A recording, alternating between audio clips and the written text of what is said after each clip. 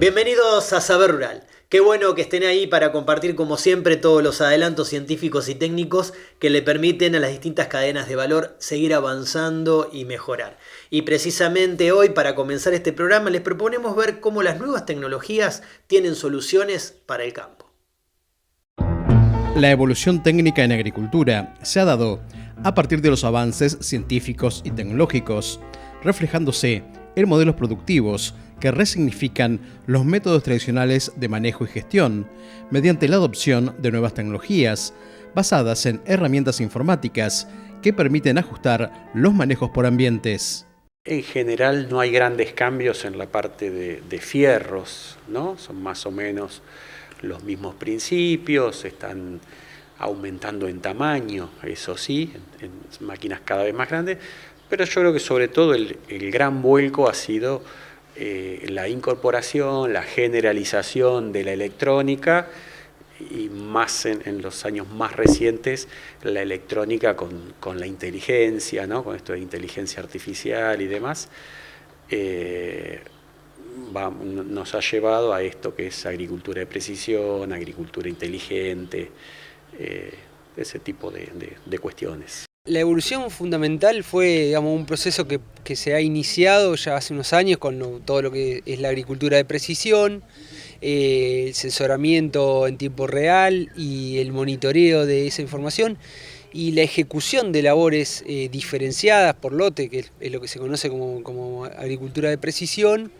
Y eso fue evolucionando a un sistema ya de más de agricultura digital, de la mano de una mayor potencia de las herramientas digitales, del manejo de información de grandes volúmenes como es el Big Data, el blockchain y demás, que han hecho, digamos, que hoy haya más herramientas para manejar un sistema que también por la cantidad de insumos y por el costo de los insumos y la presión que hay para producir más eficientemente y sin impacto ambiental, se hace una actividad cada vez más compleja. Entonces, estas herramientas van acompañando, fundamentalmente el último gran paso es esto, digamos, de poder manejar grandes volúmenes de información de manera digitalizada, compartida en ámbitos, digamos, desde el mismo establecimiento o con distintos productores, y es digamos, lo que sería la evolución hacia la agricultura digital. Nos ha cambiado incluso en la investigación, o sea, la idea ya de no tener un resultado por lote, un resultado por campo, un promedio, una dosis promedio, sino de poder tener decenas, cientos, miles de datos por lote, por trabajo, por tarea, permite conocer mejor, permite tomar mejores decisiones, así que eso es una cuestión. Pasamos de una agricultura promedio, que ya de por sí era difícil de conocer o de manejar o de trabajar, a agricultura por ambientes, por zona, y eso te permite un manejo más ajustado cuando llegas a poder manejar las relaciones entre los insumos, los productos, las variables, etcétera, ¿no? La agricultura hace punta en la adopción de tecnología en diferentes escalas para tareas de siembra, pulverización y fertilización, además del monitoreo de lotes o parcelas de cultivo, como también en el control de malezas y plagas y detección de enfermedades. Hay productores más avanzados y productores que todavía están para la agricultura promedio, y así como hablo de los agricultores, hablo de todos los componentes de esta cadena, de la cadena productiva, ¿no? Pero vos ves que ya hay gente que está tomando decisiones a partir de eso, está haciendo manejos diferenciales. No es fácil, así como era dificultoso o es dificultoso entender la agricultura normal, las relaciones entre los insumos, los procesos, los productos. Bueno, cuando vas a agricultura por zona, agricultura por ambientes, tenés todo eso, esas necesidades o requisitos se multiplican, ¿no? ya no solo es un cultivo, sino un cultivo en una zona, en un ambiente, con una dosis de fertilizante, las interacciones se van multiplicando, y bueno, y eso exige tener mayor capacidad de análisis, de interpretación, y en eso, bueno, estamos. La incorporación de nuevas tecnologías ha promovido la participación del contratista rural como actor estratégico. En algunos servicios se están orientando a tareas puntuales, con un creciente nivel de especificidad. Hoy en día el ambiente, o sea, las tareas de mecanización son básicamente a través de contratistas que hace unos años vos veías pequeños, medianos y grandes, y estás viendo cierta globalización en el contratismo, ¿no? Ya van quedando solo los más grandes, y a ellos evidentemente o seguramente la ecuación económica les cierra. Esa ecuación, o sea, ese ingreso de tecnología les permite en muchos casos captar trabajos o ampliar su cartera de clientes, y así que ves esa retroalimentación, ¿no? Más grande, más tecnología, más trabajo, y por otro lado, bueno, aquellos contratistas más o productores más pequeños, más chicos, o hacen un esfuerzo por mantenerse más o menos al día, o bueno, o les cuesta, ¿no? La Facultad de Agronomía de la Universidad Nacional del Centro de la Provincia de Buenos Aires constituye un espacio de estudio de las prácticas agrícolas y ganaderas, impulsando líneas de investigación que a partir de su convalidación científica generan nuevos conocimientos que permiten al sector productivo anticiparse a los problemas sanitarios. Hemos trabajado en compactación y en descompactación de suelos. Ahora en esto de nuevas tecnologías estamos tratando de entenderlas, de utilizarlas, estamos tratando de encontrar índices, ¿no? A través de imágenes de la información que dan las imágenes satelitales, los drones, algunas cámaras multiespectrales y demás, para tratar de generar índices y entender las variables que más restringen los cultivos para nosotros o en esta zona, fundamentalmente la tosca, o en estos últimos tiempos estamos centrados en ello. Al principio lo hicimos con compactación, ahora con tosca, que es una limitante de mayor potencia que muchas de las otras.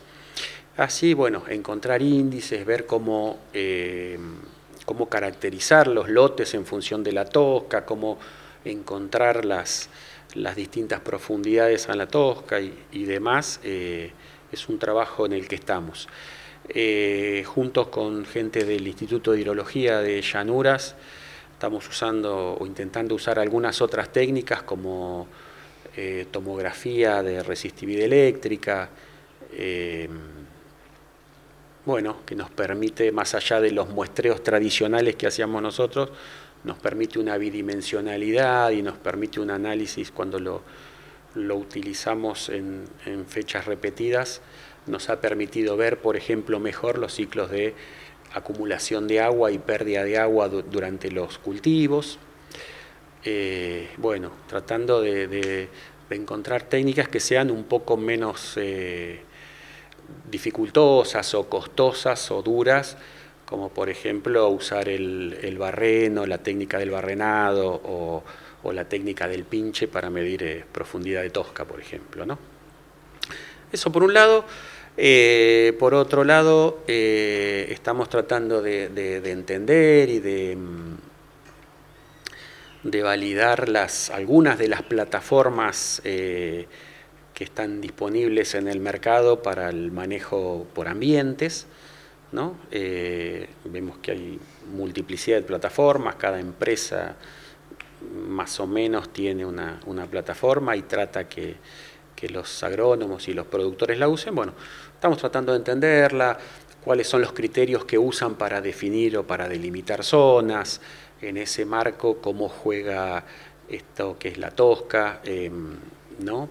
Cómo nos ayuda a definir los ambientes y ver si estas plataformas las utilizan o las usan. Y por otro lado, tratando de entender cómo encontrar, cómo salvar estas grandes dificultades de los lotes, con estas grandes limitaciones que genera la tosca en los lotes, ¿no? Y en la productividad de los cultivos.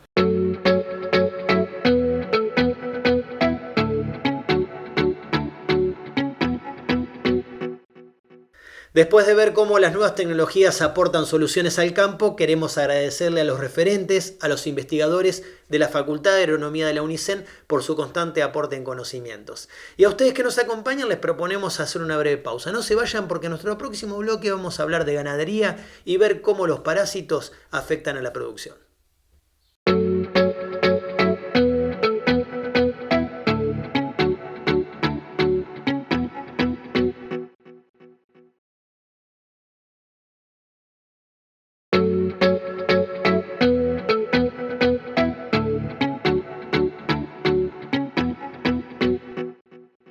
En la producción bovina las parasitosis tienen un impacto severo y para ver cómo le podemos hacer frente compartimos con ustedes este material.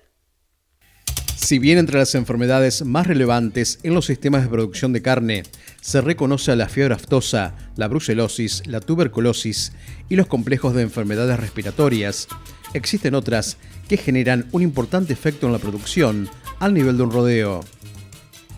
El desarrollo de resistencia a los productos por parte de los nematodes que parasitan a los bovinos se ha incrementado en la Argentina debido a un mal uso o abuso de los antiparasitarios.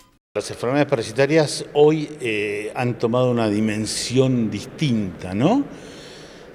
Porque lo que ha pasado en los últimos 20 años es el advenimiento de la resistencia de los parásitos a los productos que usamos para tratarlos, ¿no? Y empezó con una especie de carrera entre la industria y los parásitos, pero hoy ya no hay casi desarrollo de nuevas moléculas, no estamos esperando la aparición de ninguna cosa mágica. Entonces hoy las enfermedades parasitarias, no vamos a hablar de las pérdidas clásicas que producen, que ya las conocemos y que es un tema súper trillado. Hoy el tema es cómo nos vamos a manejar con las enfermedades parasitarias, y con esto garrapata, sarna y gastrointestinales. Hay 2 relevamientos nacionales, el 2006 y 2017, que dan un compromiso de las ivermectinas. Cuando decimos ivermectina nos referimos a todas las ivermectinas, las 3, del orden de por encima del 90% en los campos. Uno tiene 90 y pico de establecimientos, otro tiene más de 60 establecimientos, o sea que la información es bien sólida. Y lo preocupante es que también estamos empezando a observar progresivamente cada vez más resistencia a la segunda opción que hay, que es los benzimidazol, especialmente ricomendazol. Así que la situación hoy sería que tenemos muy comprometidas las lactonas, especialmente la ivermectina y su compañera, y que estamos en un franco crecimiento de resistencia. Yo te diría que los últimos datos hablan de un 30% aproximadamente de los campos con resistencia a ricomendazol, y nos está quedando como herramienta el levamisol o la nueva droga que apareció ya hace unos 7-8 años o unos 4 o 5 años para uso en bovino, que es el Monepantel. A los productos los matamos nosotros con manejo. Todas las enfermedades requieren conocer cómo funciona la enfermedad, cómo es la enfermedad, para poder hacer un uso criterioso y racional de las drogas. Los ectoparásitos en bovinos son organismos como garrapatas, moscas y ácaros que viven temporal o permanentemente en la piel o el tejido subcutáneo del animal, alimentándose de su sangre o piel. Causan irritación, pérdida de peso y debilidad, además de actuar como vectores para enfermedades graves. Para un control eficaz, se necesitan programas integrados que incluyan la mirada del ambiente, tratamientos químicos, manejo de pastoreo y monitoreo de la resistencia parasitaria. Así como vos tenés la sarna, que los parásitos están sobre el animal la mayor parte del tiempo y viven muy poco tiempo fuera del animal, en garrapata está muchísimo tiempo afuera y sube al animal para alimentarse de sangre la hembra ovígera, ¿no? Entonces, cada parásito tiene su mundo. En gastrointestinales vos tenés parásitos de estómago, de intestino delgado, de intestino grueso y pulmonares, y todos son lombrices. Y el ciclo de esos parásitos viven adentro, pero ponen huevos que van a la materia fecal, y esas larvas viven 1 año en el suelo. Entonces, otra vez, y si vos me decís, yo tengo un potrero con animales y con parásitos, y el 95% de los parásitos están en el suelo, y el 5% en el animal. Entonces, cuando yo voy a matar esos parásitos, desparasitando, estoy solamente afectando un porcentaje de la población, que es la que está sobre los animales. Y con productos que acá me río, porque la gente cree que los productos duran. Un levamisol dura 16 horas. Un lechoso, un benzimidazol dura 48 horas. Entonces, hay en el imaginario popular doy una ivermectina, una lactona 30 días. No, 14. Fin de la película. Y 93% de los campos de la provincia de Buenos Aires tienen resistencia a las lactonas en gastrointestinales. Entonces, hay que empezar a poner todo eso en la balanza. Yo creo que el control de parásitos de acá en adelante es algo mucho más dirigido por los veterinarios, con mucho más asesoramiento, con mucha más evaluación de la cosa. Debería ser algo mucho más, con mucho más criterio, con otro rol. No creo que se pueda ir a la veterinaria a comprar un producto y darlo porque sí. Un plan integral antiparasitario en bovinos debe combinar medidas preventivas como el manejo de potreros, rotación de animales, cuarentena y buena nutrición, con medidas terapéuticas como desparasitaciones estratégicas basadas en diagnósticos y el control de la resistencia a los antihelmínticos. Además, se debe contar con un seguimiento constante y la asesoría de un veterinario para ajustar el plan a las condiciones específicas del predio y un manejo estratégico. Sin manejo no funciona, y todo estuvo siempre pensado en el manejo, desde la época de los estratégicos, que estaban pensados en función del ciclo del parásito. Después resultó que eso generó más resistencia, pero estaban pensados en una época en la que no existía la resistencia, estaban pensados en función del conocimiento del ciclo del parásito. O sea que, nada, pero sí, hoy hay que pensar. Me estoy acordando de aquello que en la década del 80 era riesgo cero, ivermectina cada 30, para que no pongan huevos y dale que va, y máxima ganancia de peso. Bueno, hoy eso no va más. Hoy tenemos que evaluar cómo usamos las drogas lo menos posible, pero a la vez sin que afecte el nivel de producción tanto, y a la vez cuidando el refugio, que es la población de parásitos que no es afectada por el producto, y a la vez cuidando la resistencia con esquemas de rotación de drogas, con mucha más información, sabiendo qué funciona en cada campo, qué tengo que aplicar en cada época en función del tipo de parásitos que tengo. Las poblaciones de parásitos están cambiando. El moncus se hizo resistente a las lactonas, y nuestros campos de provincia de Buenos Aires, que no teníamos mucho moncus, ahora están llenos de moncus. Entonces, nos está cambiando todo. Entonces, es una época de conocimiento y de realmente ponerle cabeza y materia gris a las decisiones.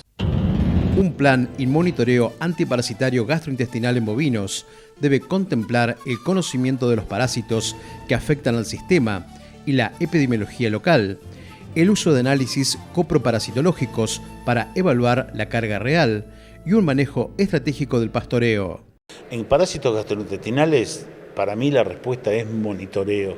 Así como en cultivo se monitorea la soja una vez por semana y se evalúan los insectos, en gastrointestinales hay que monitorear a través del HPG en forma permanente, una vez por mes, y además hay que hacer control de efectividad de cada tratamiento. A los 10 días después de tratar hay que juntar 10 bostas y hacer un HPG, y además hay que hacer cultivo de larvas para saber qué parásito es, porque no es lo mismo una ostertagia muy patógena que pone muy pocos huevos que una coperia poco patógena que pone muchísimos huevos por día cada hembra. Entonces yo necesito saber qué parásito tengo, en qué momento del año.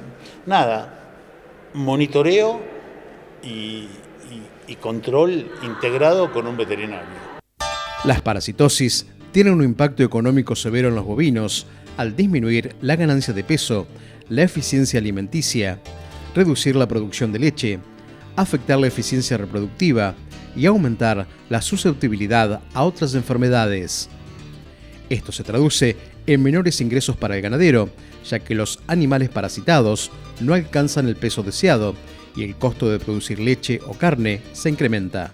Gastrointestinales es la principal limitante en producción de carne. Tenés entre 20 y 40 kilos en el primer invierno, tenés medio por Intabalcarce, datos viejos publicados, tenés 20 kilos en el segundo otoño, tenés una disminución del área pélvica del 13%, afecta la producción de leche, afecta al engorde para siempre, queda el animal que tiene una persona de chico va a tener su engorde afectado para siempre. Los trabajos de entrocaso clásicos muestran que la media res de los toreros que tuvieron parasitosis de joven rinden 1% menos, o sea, es tremendo, el impacto en producción es tremendo. En lechería también hay muchos trabajos argentinos donde muestran que en el 30% de las vacas afectó muchísimo la producción, afecta la preñez, un montón de cosas.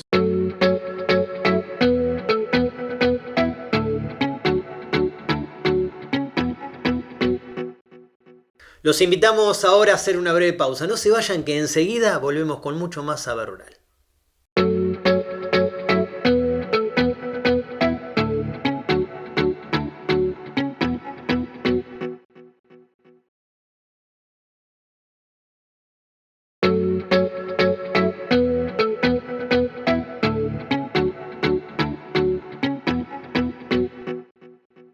En la medicina veterinaria un tema de estudio son las enfermedades renales y para ver cómo pueden afectar a los felinos compartimos con ustedes este material. En la medicina veterinaria, los felinos suelen ser sensibles a las afecciones renales que se manifiestan de diversas maneras. La insuficiencia renal, generada por diversos factores, se manifiesta con la disminución repentina y persistente de la función normal de los riñones. Realmente se desconoce cuál es la principal causa de la nefritis intersticial, que es la que produce la enfermedad renal crónica. Hay otras causas que ya sabemos que pueden empeorar la nefritis intersticial, como son las infecciones, como son los cálculos, como son las anestesias, las pancreatitis, y de eso vamos a hablar hoy, ¿no? Cómo evitar que esos riñones se dañen más.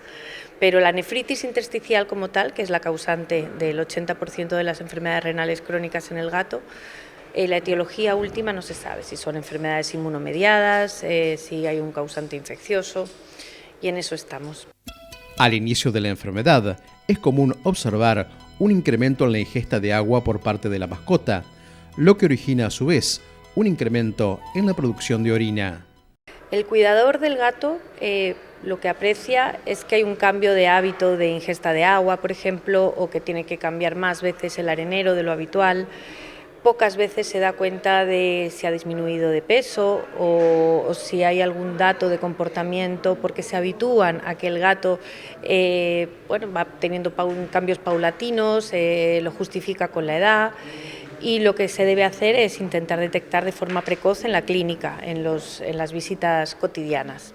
Cuando llega a consulta no sabemos si es una enfermedad renal aguda o es una aguda en crónica, que se llama una reagudización. Por lo tanto, debemos tener en cuenta la exploración física, ver si el gato tiene signos de deterioro, de cronicidad del proceso, si hay anemia, y buscar causas que puedan ser tratables. Y una de las causas principales de reagudización es la pancreatitis. Son iguales que las de la enfermedad renal aguda, es decir, un 50% de mortalidad y una funcionalidad difícilmente recuperable. Son gatos que necesitan hospitalizaciones largas, cuidados intensivos, por lo tanto la clave es la detección precoz, es saber que este gato está en el curso de una reagudización e intentar volver al punto anterior de diagnóstico. No hay un tratamiento específico, pero sí que hay que cuidar la fluidoterapia, disminuir el dolor, aumentar el apetito y aumentar la hidratación. Para esto lo que tenemos que hacer es hospitalizar al gato. Hay sistemas diagnósticos como enzimas pancreáticas que se alteran, como ecografías que se ven alteradas por la pancreatitis, pero lo que importante es saberlo y tenerlo en cuenta. Una pancreatitis aguda puede durar 2 o 3 días de curso, pero la enfermedad renal tiene más curso. La colangitis y la enfermedad renal están relacionadas también en medicina humana. Hay un porcentaje alto de personas que tienen enfermedad renal y tienen colangitis. Principalmente en gatos se ve asociada a colangitis neutrofílicas, a colangitis agudas, que también hacen que el gato no coma, se esté decaído, se hipotense y empeore el riñón. Entonces, lo que tenemos que hacer es otra vez un tratamiento de soporte. En el caso de colangitis neutrofílicas, son situaciones en las que a veces necesitan antibiótico, a diferencia de las pancreatitis que no necesitan antibiótico.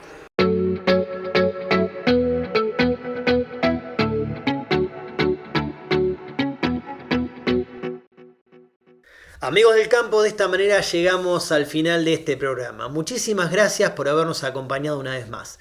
Nos vamos hasta dentro de 7 días, cuando los estaremos esperando para compartir juntos, como siempre, mucho más saber rural. Hasta entonces.